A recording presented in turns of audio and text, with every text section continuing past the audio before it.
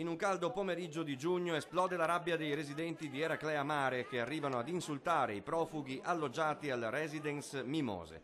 Ma c'è stata grande tensione anche e soprattutto durante l'incontro pubblico con il prefetto di Venezia, Domenico Cuttaia. I cittadini vogliono che i 140 profughi vengano al più presto spostati altrove, non in zona turistica.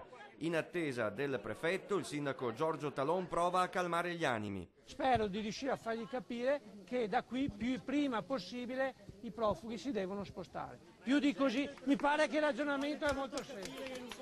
Il rappresentante del governo si trova a fronteggiare la rabbia di circa 300 persone e deve metterci tutta la sua capacità di mediazione. Ci sono 300 residenti qua e 300 migranti, gli altri sono qui e mi telefonano.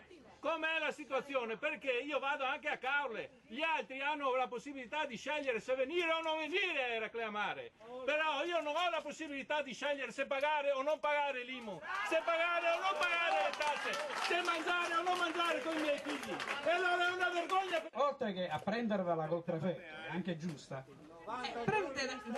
prendetela anche con gli altri sindaci che non li vogliono. È inutile che strilliamo, perché strillare, il problema esistono queste persone, se non stanno qua dentro non c'è un posto alternativo se qualcuno non lo offre. Non è che io ho fatto una scelta, non è che il prefetto dice no, beh, non li mandiamo lì e li mandiamo qua.